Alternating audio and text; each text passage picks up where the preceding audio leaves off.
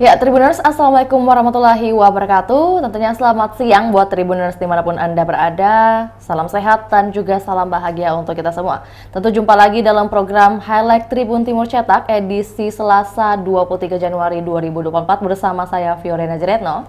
Dan beberapa menit ke depan kita akan membahas konten atau muatan yang sudah termuat di koran Tribun Timur Cetak hari ini. Untuk itu langsung saja untuk di halaman pertama sudah terpampang nyata dengan jelas headline atau juga highlight dari halaman pertama, yaitu pengawas TPS wajib cakap pakai Android. Dengan informasi bahwa 26.257 anggota PTPS dilantik dan juga daerah terpencil kekurangan pengawas pemilu. Sebagai informasi juga, Bawaslu atau Badan Pengawas Pemilu Sulsel telah melantik 26.257 anggota pengawas tempat pemungutan suara PTPS Pemilu 2024. Bawaslu Makassar tercatat paling banyak melantik PTPS yakni sebanyak 4.004 orang. Koordinator Divisi SDM dan Organisasi Bawaslu Sulsel, Samsuar Saleh, mengatakan pelantikan dilakukan oleh masing-masing Bawaslu di daerah. Dan disampaikan Samsuar juga menambahkan bahwa pengawas TPS dilantik oleh Panitia Pengawas Pemilu Panwaslu di tingkat kecamatan. Selanjutnya setelah pelantikan, para pengawas TPS diberi bimbingan teknis untuk penggunaan aplikasi Siwaslu. Jadi ini memang ditekankan bahwa pengawas TPS yang baru saja dilantik sebanyak total ada 26.257 orang harus cakap menggunakan Android karena ini menggunakan sistem aplikasi dari Siwaslu. Kemudian kita juga ada grafis yang ditampilkan tepat di samping kiri headline kita di halaman 1, yaitu jumlah pengawas TPS Pemilu 2024 di Sulsel, di mana Sulsel di angka yang tadi sudah Vio sebutkan, kemudian Makassar juga menyusul Wajo, Palopo hingga Kabupaten Toraja.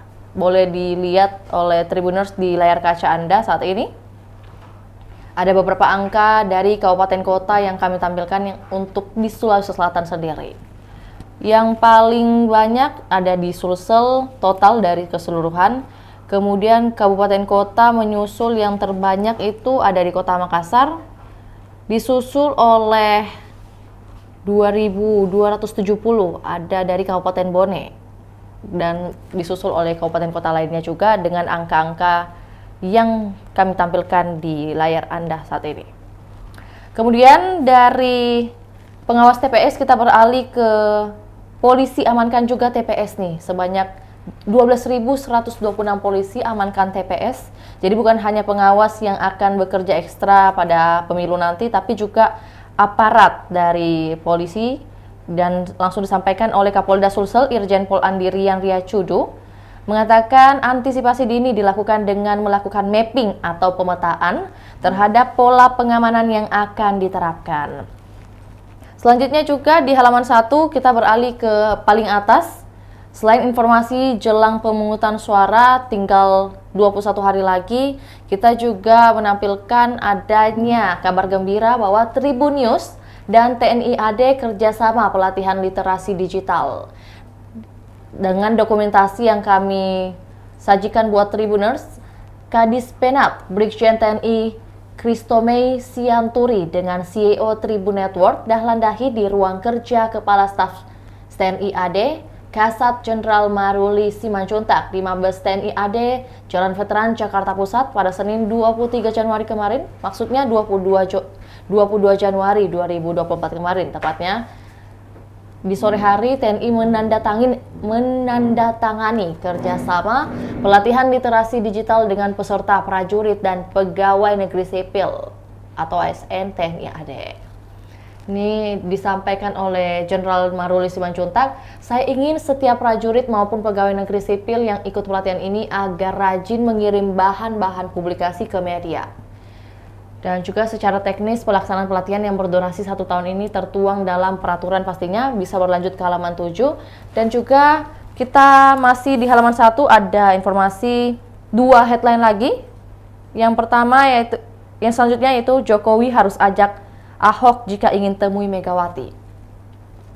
Isu pertemuan antara Presiden Jokowi dan Ketua Umum PDI Perjuangan Megawati Soekarno Putri kembali mencuat. Hal tersebut menyusul merenggangnya hubungan antara Jokowi dan Mega setelah lolosnya Gibran Rakabuming Raka melalui putusan MK.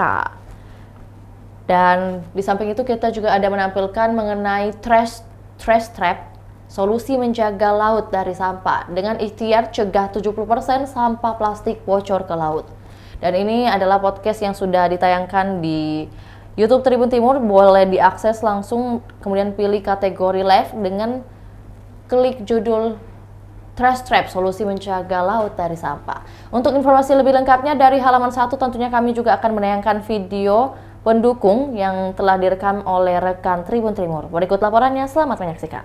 Halo Kakak Irham. Halo Pak Is, Assalamualaikum warahmatullahi wabarakatuh. Waalaikumsalam warahmatullahi wabarakatuh. Apa dibahas di halaman 1 ini Kak? Ya, seperti biasa kita masih di bulan-bulan politik ini Pak Is. Iya. Jadi kemarin terkait dengan hasil debat Cawapres. Iya. Nah, sekarang kita berbicara tentang persiapan pemilu di lokal Makassar, Sulawesi Selatan. Iya. Jadi 21 sampai 22 tanggal 21 sampai tanggal 22 Januari 2024. Iya. Bawaslu Sulsel telah menetapkan dan melantik kurang lebih 26.297 orang anggota pengawas tempat pemungutan suara.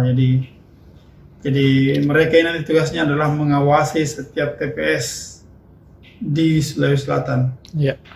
Jadi satu orang satu pengawas. Tugasnya adalah mengawasi jalannya proses pemilihan dari awal sampai selesai. Wih. Jadi dia harus menunggu Iya. dari jam 7 pagi sampai perhitungan Selesai perhitungan. Jadi mereka ini merupakan perpanjangan tangan dari Bawaslu pada pengawas pemilu. Iya. Jadi karena mereka merupakan perpanjangan tangan Bawaslu, makanya mereka jadi dilantik oleh Bawaslu. Oh iya, iya. Karena di daerah-daerah itu ada namanya Bawaslu kecamatan, jadi makanya juga pengawas TPS ini juga dilantik oleh masing-masing Bawaslu kecamatan, Bawaslu serentak. Nah, sebelum mereka bekerja secara maksimal, mereka terlebih dahulu harus mengikuti pelatihan. Nah, bagaimana pelatihannya adalah pelatihan bagaimana mengawas pemilu yang baik, apa-apa saja yang harus diawasi, dan ya semacam itulah, koordinasi itulah. Yang paling penting adalah mereka juga harus menguasai aplikasi yang diberikan nanti oleh Bawaslu. Oh, ada aplikasi untuk. Jadi mereka juga harus melek terhadap penggunaan Android. Iya, teknologi Kak. Teknologi yang terjadi. Tujuannya apa? Supaya mereka bisa melaporkan secepatnya apa yang mereka lihat, apa yang mereka saksikan saat pemilihan berlangsung. Misalnya ketika sudah berlangsung pemilihan, misalnya ada kecurangan, mereka harus laporkan lewat Android itu. Misalnya ada hasil perhitungan suara, mereka harus melaporkan. Jadi itulah dijadikan sebagai bukti juga. Bukti bahwa inilah hasil kerja mereka di TPS itu. Iya. Jadi mereka itu digaji loh sampai 1 juta per orang. Jadi itu Pak Is, apa namanya? Tapi ada kendalanya juga Pak Is, karena mereka ini Bawaslu mengaku kesulitan merekrut pengawas ini. Karena apa? Ada persyaratan khususnya, jadi mereka harus tamat SMA. Tapi di daerah kan tidak semua orang ada tamat SMA-nya. Iya. Tidak semua orang memiliki ijazah SMA. Jadi makanya di daerah terpencil tidak memenuhi kuota. Ada yang tidak memiliki pengawas TPS. Iya. Nah, sebagai antisipasinya Bawaslu terpaksa mengambil dari pengawas TPS dari daerah lain yang melebihi kuotanya. Seperti itu caranya. Ditutupi Ditutupi dengan cara mengalihkan dari daerah lain. Berikutnya Pak Is tentang persiapan masih tetap dengan persiapan pemilu ini. Iya. Polda Sulawesi Selatan juga sudah melakukan antisipasi pengamanan. Jadi selain pengawas TPS, ada juga polisi nanti akan bertugas di setiap TPS. Jadi untuk untuk pemilu 2024 ini di Sulawesi Selatan, Polda Sulawesi Selatan mengerahkan 12.126 orang polisi. Jadi kalau misalnya karena jumlah polisi terbatas, maka setiap polisi itu ada yang mengawasi 2 TPS, satu polisi mengawasi 2 TPS. Jadi kan biasanya kan TPS berdekatan. Oh iya. Jadi mobile satu polisi mengawasi 2 TPS. Nah, karena begitu, karena ya keterbatasan personil tadi itu. Jadi karena daerah-daerah yang dianggap rawan untuk terjadi kecurangan atau rawan konflik, jadi satu polisi TPS itu ditempatkan. Jadi polisi juga telah memetakan daerah mana yang dianggap rawan di Sulawesi Selatan. Itu saja mungkin Pais untuk fotomasternya, detailnya. Kemudian Pais, berita berikutnya tentang kerjasama antara Tribun News dengan TNI Angkatan Darat. Jadi baru-baru ini manajemen Tribun News di Jakarta telah menandatangani kesepakatan dengan TNI Angkatan Darat, Mabes TNI Angkatan Darat untuk pelatihan literasi digital. Jadi nantinya Pais, anggota TNI PNS yang bekerja di lingkup TNI bisa mengikuti pelatihan literasi digital. Ini dilakukan oleh Tribun News bekerjasama dengan Kompas Gramedia.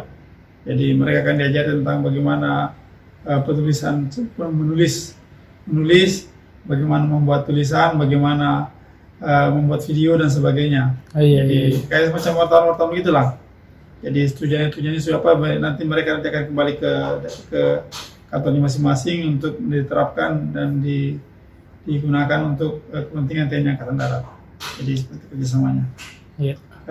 Lebih jelasnya Pak, silakan dibaca Tribun Timur edisi cetak 23 Januari 2024. Berikutnya Pak tentang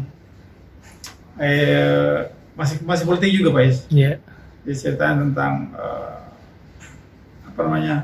perang dingin antara Presiden Jokowi dengan Ketua Umum DPP PDI Perjuangan Megawati Soekarno Putri. Jadi selama Pilpres ini terjadi tolak belakang antara Presiden Jokowi dengan Megawati Soekarno Putri. Selama ini kan kita tahu bahwa Pak Jokowi dengan Ibu Mega itu berdekatan, saling mesra-mesraan karena mereka bagaimanapun juga PDIP adalah sebagai pengusung Jokowi Ma'ruf Amin di Pilpres 2019 lalu. Nah sekarang di Pilpres 2024 PDIP mengusung Ganjar Pranowo dan Mahfud MD, sedangkan secara tidak langsung, secara langsunglah Jokowi mendukung Prabowo yang didampingi oleh anaknya Gibran Rakabuming. Jadi baru-baru ini ada wacana mempertemukan antara Jokowi dengan Megawati Soekarno Putri untuk mendinginkan suasana. Nah, kalau menurut PDIP, kalau untuk bertemu dengan Megawati Soekarno Putri, Jokowi setidaknya harus mengajak Ahok yang merupakan kader PDIP dan mengajak juga Sri Mulyani, seorang teknokrat dan Menteri Keuangan RI, dan juga Pak Basuki, Menteri PU, Pak Basuki. Nah, mereka inilah yang bisa mungkin diajak untuk menengahi atau menetralisir suasana antara pertemuan Megawati dan Jokowi jika pertemuan itu berlangsung. Jadi kita tunggu saja bagaimana perkembangannya dari Jakarta, apakah kedua tokoh ini bisa bertemu dalam waktu dekat atau tidak. Terima kasih, mungkin Pais. Kalau mau baca lebih lengkapnya silakan baca Tribun Timur edisi cetak hari Selasa 23 Januari 2024. Assalamualaikum warahmatullahi wabarakatuh. Waalaikumsalam. Makasih Kak. Baik, Tribuners, kita beralih ke halaman selanjutnya dari rubrik Makassar. Ya, sudah terpampang nyata di atas atau di layar kaca Anda. Ada informasi grafis dari perakiraan cuaca wilayah Sulawesi Selatan per hari ini 23 Januari 2024, di mana pagi hari berawan Siang sore hari hujan ringan, malam hari berawan, dan dini hari juga berawan. Dengan suhu di angka 20 hingga 33 derajat Celcius. Selanjutnya kita juga ada informasi mengenai instalasi listrik dan pembuangan air Balai Kota tak layak. Ini revitalisasi tahap 2 berlanjut di tahun 2024 dan ada penyampaian dari Kepala Bidang Sarana dan Prasarana Bangunan Pemerintah Dinas PU Makassar. Kita akan fokus pada pembenahan pembuangan air bersih dan air kotor, dan elektrikal itu akan kita benahi nanti. Dan ini juga mungkin kita bacakan sedikit buat Tribuners. Revitalisasi Tower Balai Kota Makassar Jalan Ahmad Yani, Kecamatan Ujung Pandang akan dilanjutkan tahun ini. Pengerjaan tahap 1 telah rampung di Desember 2023. Tahun ini akan masuk ke pengerjaan tahap kedua. Dan setelah pengesahan dokumen perencanaan anggaran atau DPA, Dinas PU Makassar akan mulai mengeksekusi kegiatan yang diprogramkan tahun ini. Selanjutnya, kita juga ada informasi mengenai Pemkot lelang 7 jabatan kepala OPD. Jabatan lowong saat ini ada Kepala Dinas Komunikasi dan Informasi, Kominfo, ada juga Kepala Dinas Pemuda dan Olahraga, Dispora. Yang ketiga, Kepala Dinas Ketahanan Pangan. Keempat, Kepala Satuan Polisi Pamong Praja, Satpol PP. Yang selanjutnya, Kepala Dinas Lingkungan Hidup, Kepala Dinas Sosial, dan Kepala Dinas Pengendalian Penduduk dan Keluarga Berencana. Pemerintah Kota Makassar membuka seleksi terbuka jabatan pimpinan tertinggi atau JPT Pratama. Ketujuh jabatan di atas untuk sementara diisi oleh sekretaris dinas yang merangkap menjadi pelaksana tugas. Pemkot Makassar telah mengirim surat ke KASN pekan lalu untuk mendapatkan persetujuan. Dan sementara kita tunggu surat izin dari KASN untuk melaksanakan lelang. Kalau keluar minggu ini maka tim sel akan rapat untuk persiapan, ucap Ahmad Namsun.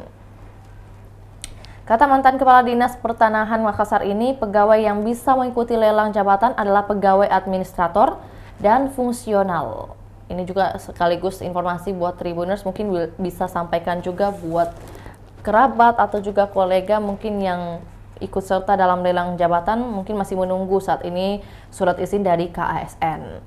Kemudian setelah itu kita juga ada informasi Disperkim Makassar target 15 perumahan serahkan PSUU. Boleh dibantu scroll di halaman ini. Disperkim Makassar target 15 perumahan serahkan PSU. Ya. Verifikasi PSU akan dilakukan di 15 perumahan di Makassar. Hal ini bertujuan agar pihak developer segera menyerahkan PSU kepada Pemkot Makassar. Langsung disampaikan oleh Kepala Dinas Perumahan dan Kawasan Pemukiman. Bulan ini kita target verifikasi 15 perumahan. Kami arahkan untuk segera dilakukan penyerahan setelah verifikasi. Selanjutnya ada HUT Lantamal 6.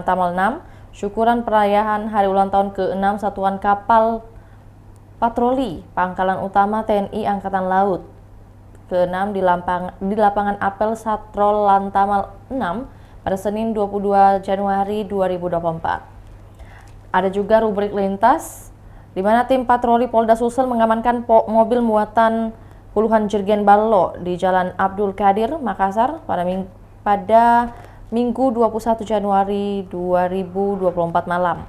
Mobil Avanza hitam diamankan dengan nomor polisi DD 1337 UK. Sekitar pukul 19.20 WITA, tim patroli perintis presisi melihat kendaraan dimaksud berhenti di jembatan Benteng Somba Opu sekitar Jalan Abdul Qadir. Saat diperiksa ditemukan balok yang hendak dijual sebanyak 28 jerigen. Adapun identitas penjual balok berinisial MR 21 tahun asal Galesong Utara Takalar. Mungkin untuk informasi lebih lengkapnya dari halaman atau rubrik Makassar, tentunya kami juga akan menampilkan video penjelasan dari rekan Tribun Timur. Berikut laporannya, selamat menyaksikan. Halo Kak. Ya, halo, gimana? Halo, apa kabar Kota Makassar hari ini Kak? Kota Makassar masih dalam masih musim hujan ya. Iya. Meskipun kemarin sempat cerah di pagi sampai siang ya. Iya. Sampai siang tapi sorenya tetap Hujan. hujan. Dan ini memang dalam masih masih suasana musim hujan ya, rehat sebentar. Istirahat kita bukan gitu. Artinya istirahat tidak turun, tapi tetap ya. Tetap ya. Ini awan hitam. Nah, seperti itu. Jadi kita mengimbau dan kita pastikan terus update perakiraan cuaca terkini setiap hari. Yang Anda bisa baca di media Tribun Timur di halaman 6 Makassar. Bagaimana perakiraan cuaca terkini di kabupaten kota, 24 kabupaten kota di Sulawesi Selatan. Nah, prediksinya kalau kita lihat hari ini masih tetap hujan ringan, tapi ada memang beberapa yang terdampak hujan lebat. Kemudian kecepatan anginnya itu kalau kita lihat hari ini prediksinya masih di antara 10 sampai 40 km per jam, ya lumayan. Yang bahaya kalau 40 km per jam ke atas, nah itu sudah angin ribut. Dan ini biasanya memang karena biasanya kalau misalnya sudah hujan kemudian tiba-tiba ada matahari kemudian hujan lagi, itu biasanya disertai dengan kilat atau guntur.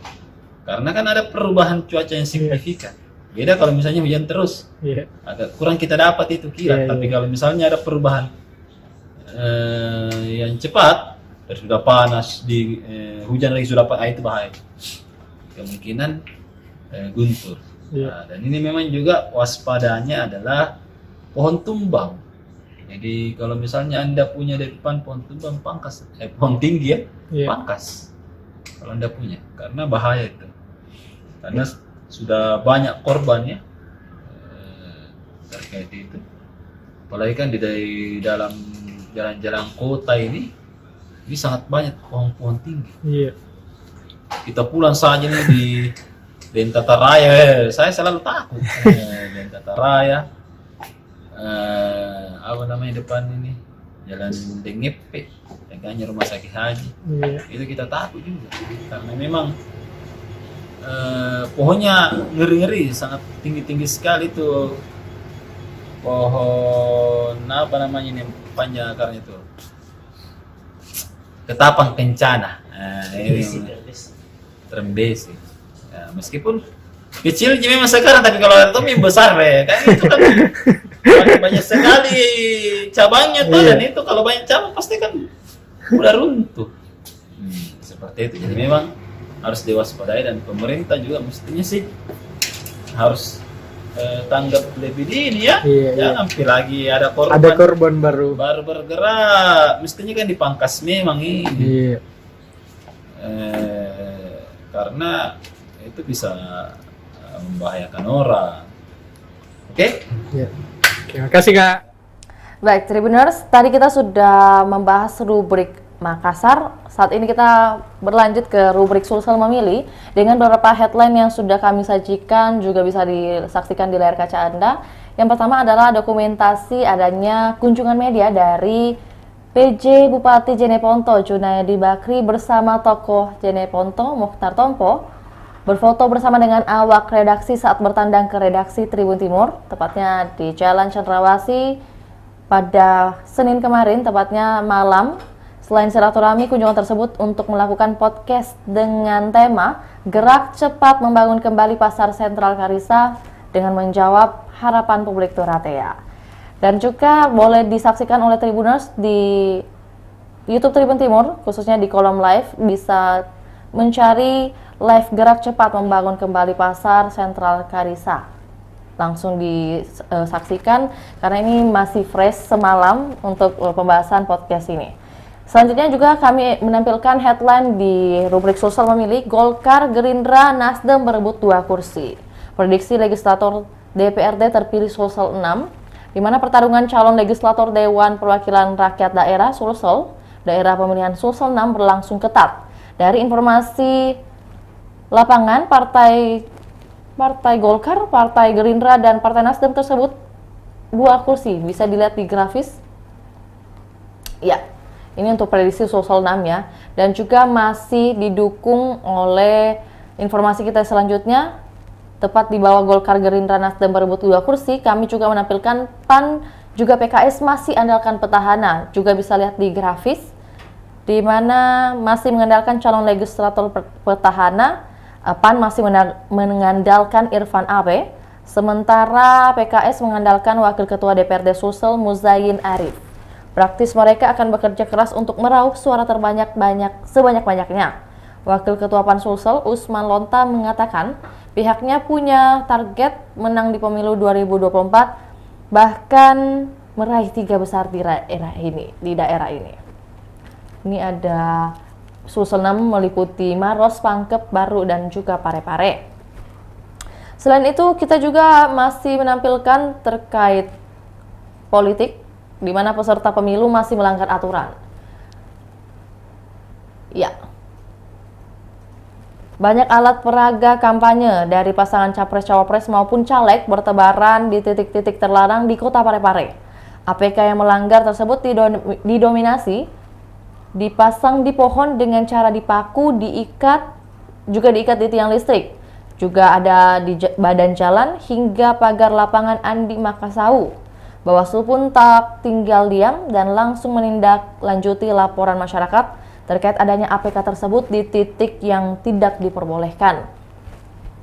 Meski Bawaslu bersama Satpol PP Parepare telah melakukan penertiban alat peraga kampanye di titik-titik yang tidak dibolehkan dalam aturan kampanye pemilu, kendati demikian APK tersebut masih saja bertebaran di titik-titik yang dilarang.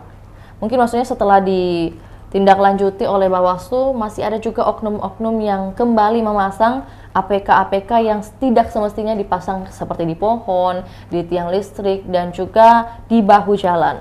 Ini juga sebagai reminder untuk para Tribuners, mungkin jika menemui hal tersebut bisa ditindaklanjuti juga bersama atau juga melaporkan kepada Bawaslu.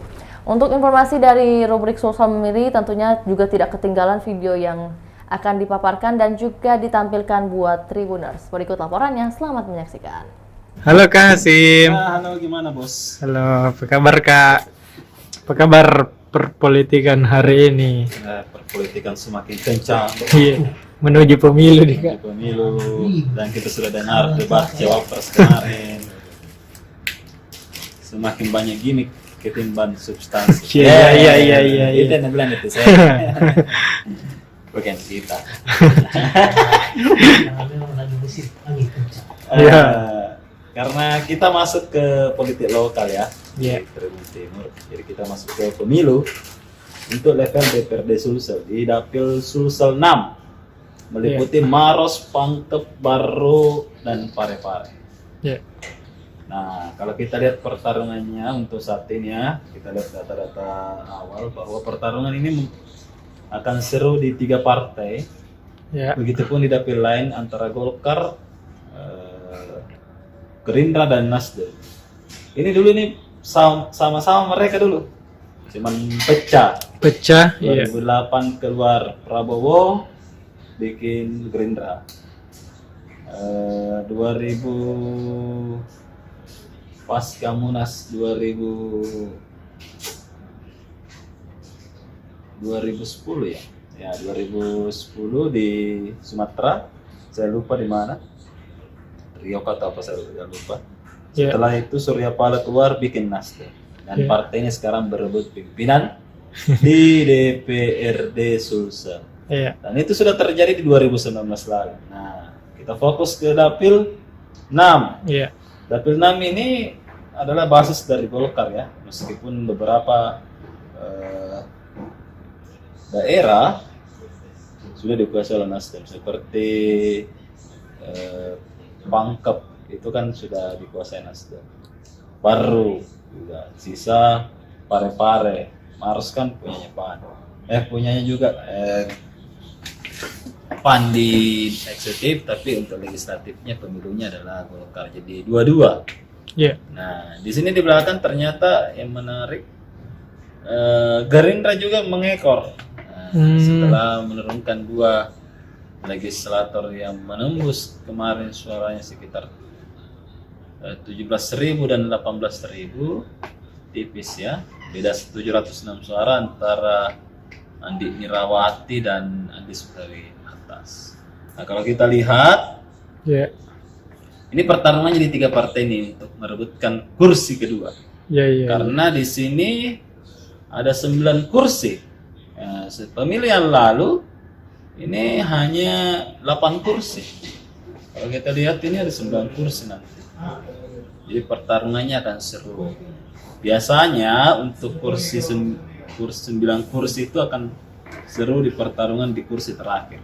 Karena biasanya apakah pemenang pemilu di dapil itu akan mendapat 2 kursi atau ada partai lain? Iya. Karena kan memang agak susah sekarang untuk dapat 2 kursi. Karena perhitungannya Saint Telague. Saint Telague itu. Iya. Jadi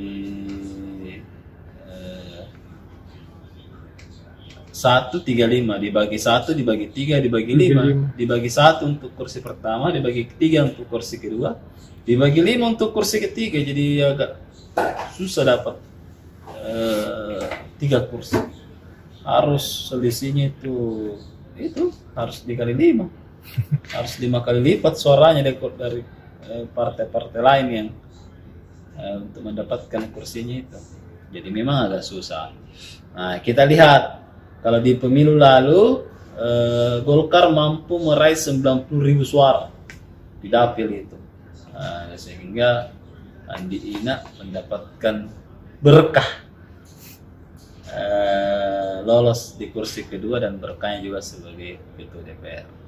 Nah, pas Andi Ina siapa? Golkar ternyata masih mengandalkan 2 kadernya. Yang pertama salah satu kader senior di Maros, mantan ketua DPD yang di Patarai Amir, yang sementara bergerak juga untuk duduk di DPRD Sulsel. Karena ada lagi juga Mudassir Hasrigani, ini ketua Golkar baru. Nah, menarik ini karena di baru beberapa tahun belakangan ini tersendai Golkar di situ. Padahal kan Golkar pernah situ menjadi penguasa yang banyak mendapatkan kenaikan luar biasa. Di baru itu PKB justru. Mungkin karena kan gerakan pesantren di situ banyak ya. Karena kan PKB ini kan anak pesantren juga.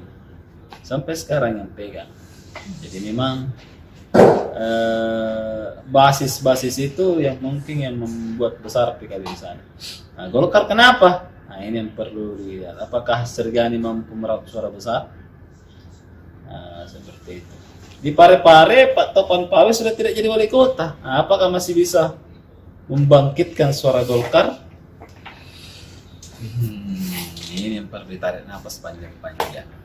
Karena memang pemilu kali ini agak berbeda karena sudah sangat banyak nih kepala daerah dulu yang menjadi ketua Golkar sudah berhenti. Jadi pejabat oleh penjabat artinya ya netral, ASN tidak bisa ditekan-tekan seperti itu. Oke, itu kemudian ada juga peraturan pemasangan alat peraga kampanye ini masih banyak melanggar. Bahkan ketika kita keluar dari kantor ini langsung kita yang melanggar. Yang paling sering melanggar ini dan sangat membuat kumuh kota adalah Baliho kan? Baliho atau apa yang hanya sekecil begitu, vertical banner ya. Iya. Mungkin namanya itu ya, vertical banner yang dipaku di pohon. Padahal kan dalam undang-undang itu dilarang. Di dalam PKPU juga dipasang di fasilitas umum. Kita mau olahraga terus lihat mukanya, aduh. Maksudnya kan ini sebagai pendidikan politik juga. Masyarakat itu harus melihat apa sebenarnya kemampuan mereka ini, apakah memang bisa mewakili kalian? Iya. Apakah bisa mewakili masyarakat setempat? Yang sampai puluhan tahun perjalanan berusaha, tidak ada yang perjuangkan. Ini juga DPR di dalam tidak perjuangkan. Betul Kak, betul. Nah, seperti itu harusnya. Tidak perlu kita lihat mukanya. Tapi kita lihat apakah dia kerja. Nah, apakah dia bisa kerja. Iya. untuk masyarakat. Ya. Seperti itu, ini pendidikan politik sedikit kita. Seperti itu. Oke. Iya. Tribuners. Terima kasih. Ya, Tribuners, selanjutnya kita beralih ke rubrik Tribun PSM yang tentunya menjadi kebanggaan masyarakat Sulawesi Selatan, di mana hari ini kita menampilkan informasi latihan sehari 2 kali. Tavares padukan latihan fisik dan juga taktik. PSM Makassar terus mematangkan persiapan untuk menghadapi lanjutan Liga 1 2023-2024. Pada pekan ke-24, PSM Makassar bertemu Persita Tangerang di Stadion Batakan, Balikpapan, Kalimantan Timur pada Minggu 4 Februari nantinya. Pelatih PSM Makassar, Bernardo Tavares, menggembleng fisik pemain dipadukan dengan teknik dan juga taktik pasca libur sebulan. Seperti MR Van CS latihan 2 kali sehari, pagi dan sore, di Stadion Kale Goa, Kabupaten Goa mulai Senin 22 Januari tepatnya kemarin. Dan juga ini ada informasi mengenai uji coba tunggu keputusan pelatih, di mana PSM Makassar belum berencana menggelar uji coba. Langkah ini berbeda dengan beberapa pesaingnya yang sudah menggelar uji coba menghadapi lanjutan Liga 1. Adapun statement dari media official PSM Makassar, Sulaiman Abdul Karim, keputusan uji coba berada di tangan Bernardo Tavares. Jika pelatih berusia 43 tahun itu meminta untuk uji coba, manajemen akan mencarikan tim selevel. Walaupun di Sulawesi Selatan tak ada tim selevel dengan PSM Makassar, jadi harus mendatangkan tim dari luar. Juga ada informasi masih di halaman rubrik Tribun PSM, beda nasib Ramang Muda. Beda nasib dialami tim Akademi PSM Makassar di Elite Pro Academy atau EPA Liga 1 2023-2024. PSM Makassar U16 dan PSM Makassar U20 terhenti di fase grup. Hanya PSM Makassar U18 yang memastikan tiket ke babak 8 besar EPA musim ini. PSM U16 gagal melaju ke babak 8 besar setelah hanya finish di peringkat 4 grup C. PSM U16 mengoleksi 30 poin dari 20 laga, sedangkan PSM U20 hanya finish di peringkat 5 grup C, kumpulkan 20 poin dari 20 laga. Adapun juga latihan keempat dari grafis atau juga dokumentasi yang kami tampilkan di rubrik Tribun PSM, boleh dibantu scroll. Latihan hari keempat itu pemain yang hadir ada total 24 pemain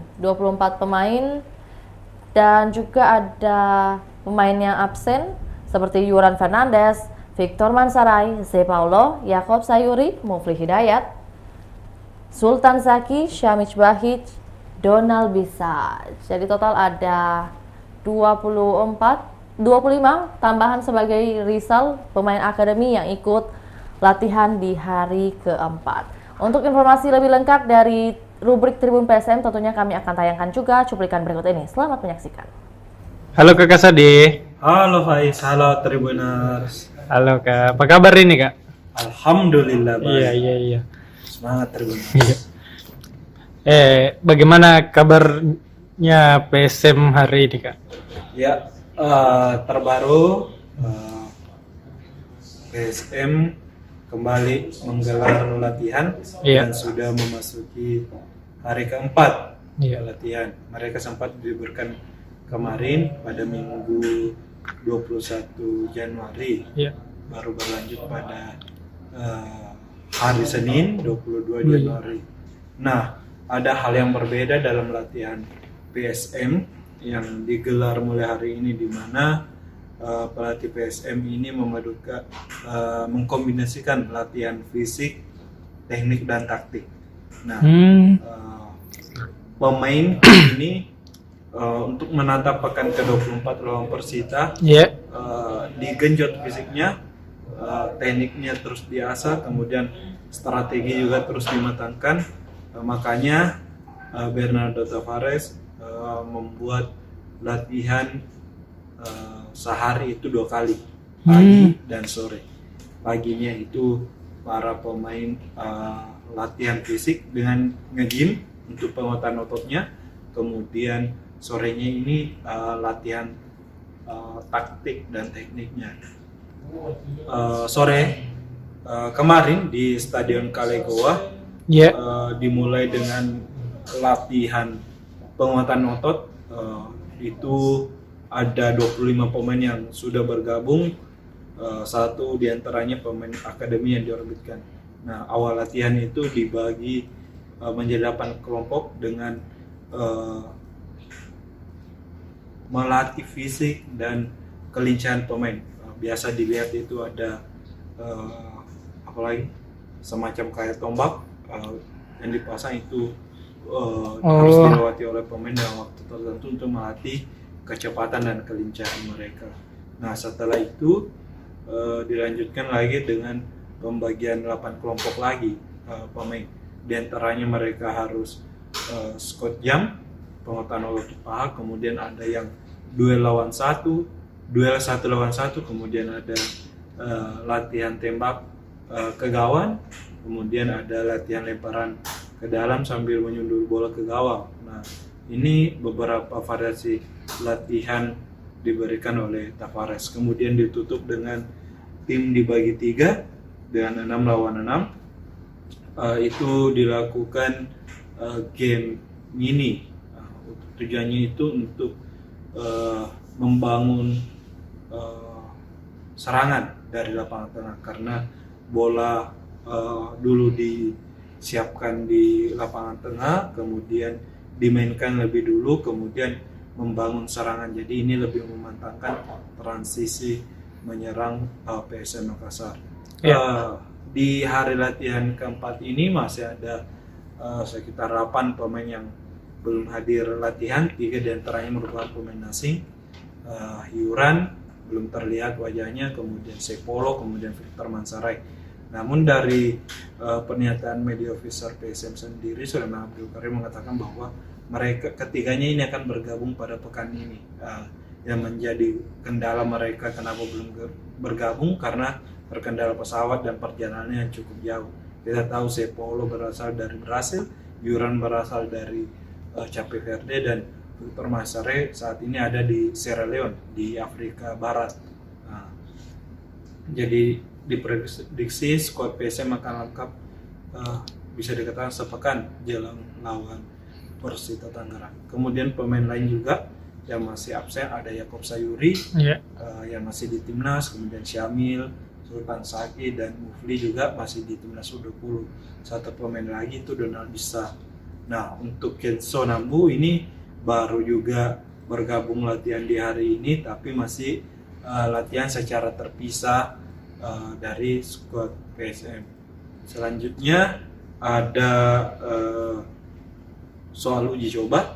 Saat ini PSM juga sebenarnya belum merencanakan uji coba untuk lebih persiapan tim. Salah satu kendalanya yaitu tidak ada tim selevel yang ada di Sulsel yang bisa dibuat latih tanding bersama PSM.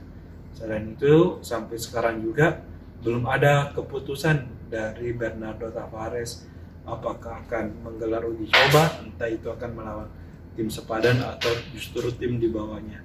Kalaupun ingin menggelar uji coba, manajemen telah